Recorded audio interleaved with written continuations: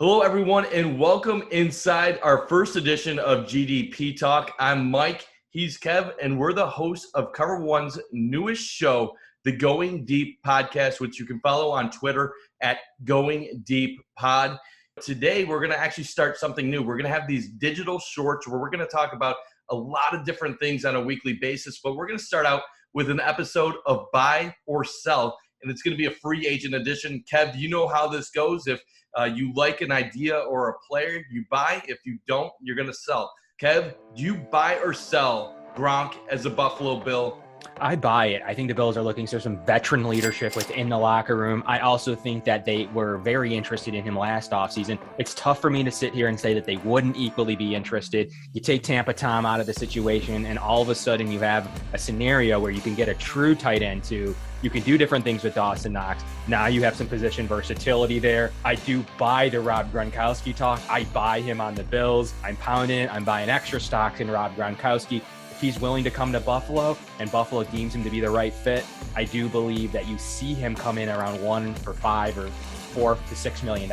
So I buy it. I think he brings a lot to the table, and he's been, as we've seen across different platforms, he's been just as productive as Dawson Knox has at times. I buy Rob Gronkowski. Yeah, I'm buy. 100%. I'm all in on adding Gronk to this team if you can get him for the right price. Now, if he wants big-time money, I pass. I sell in that situation. But there's too many reasons why this makes sense. First off, you have a hole at tight end number 2. Behind Dawson Knox, you have nobody. Now, when you have a guy like Gronk and Knox, you have a 1A and a 1B. It doesn't matter who's the 1, who's the 2. They're both going to be productive players. But people act like he's fallen off a cliff in recent years, and that is the furthest thing from the truth. Is he getting 1,000 yards anymore? No. But the funny thing is, Gronk actually had 6 more receptions and 217 more yards than Dawson Knox in 3 less regular season games for a guy that people think is finished.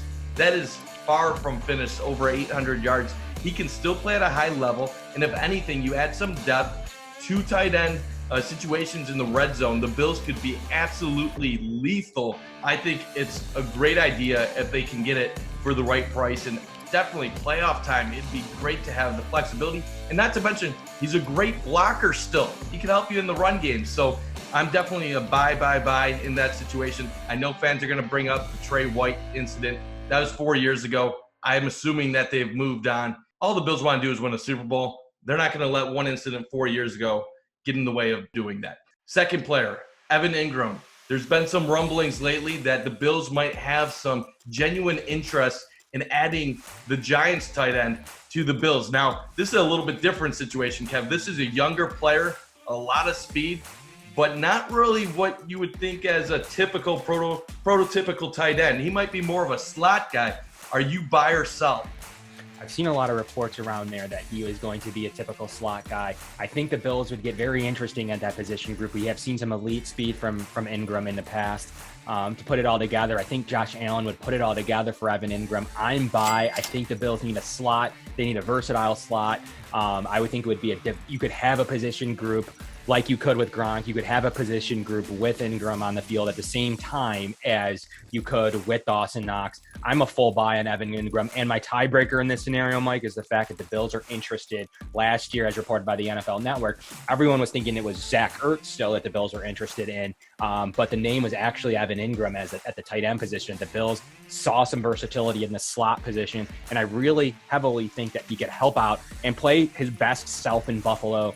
I do think there's a need at the flex in the slot position there. And I do think that there's ability to have really great positional versatility, and maybe even more so than Gronk, who might be more your traditional tight end. Yeah, I'm buy as well, with the stipulation that the value has to be right. If he wants big money, like around that $9-10 million range, you avoid it.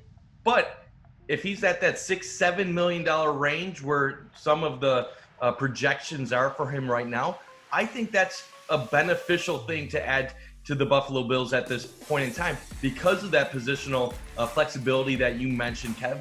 The Bills are going to be losing guys. Emmanuel Sanders is not coming back. Cole Beasley is probably not going to be back on this squad next year. They're going to have to find new ways of replacing that production.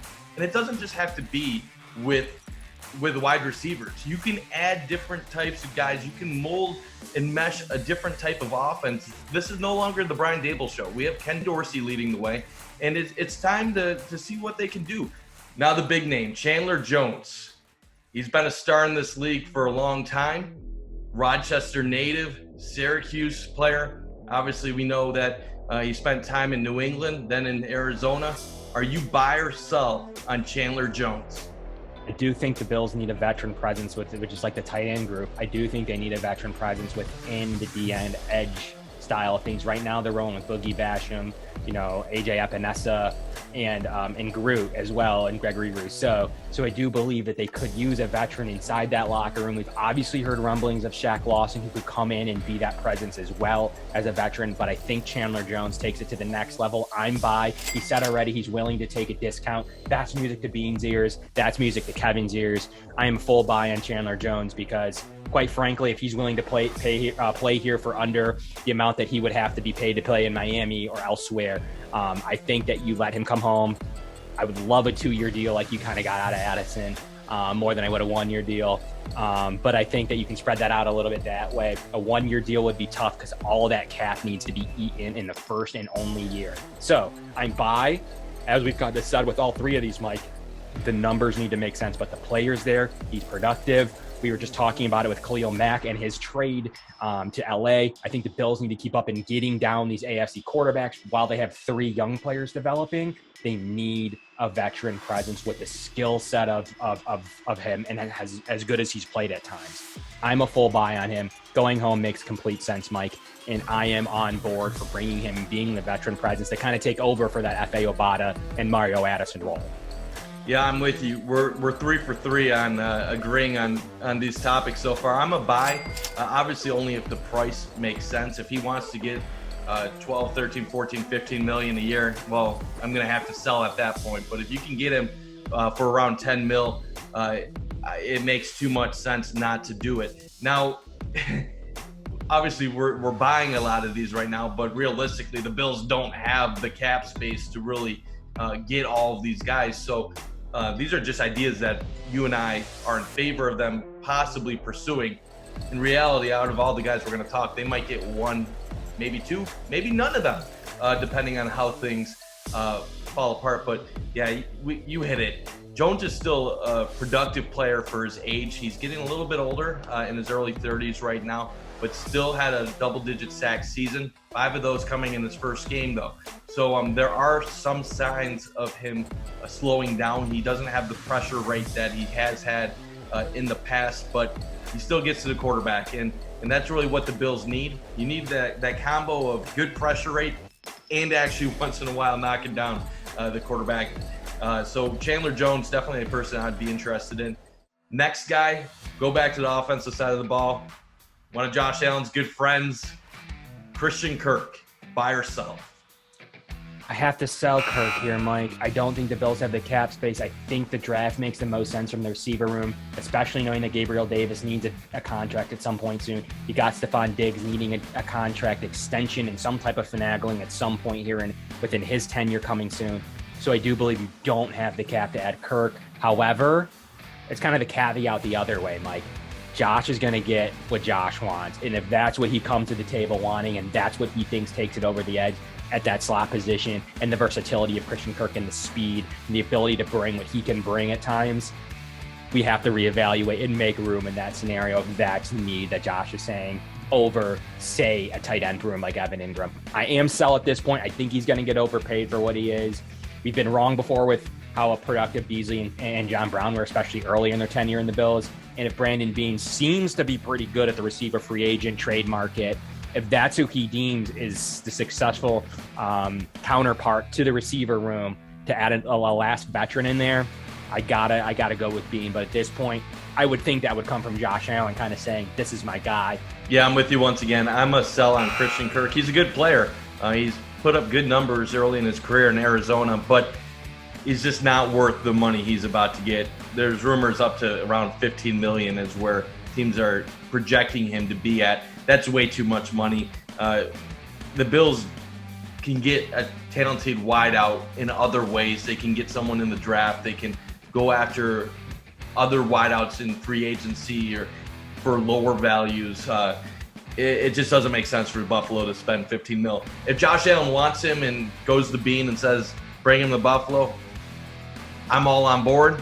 I'm not going to say don't help your franchise quarterback get who he wants, but it's hard to justify it with some of the other things that they'll be looking for this offseason. Before we wrap up, I just want to get a couple of notes out. Obviously, we're the newest show to cover one network.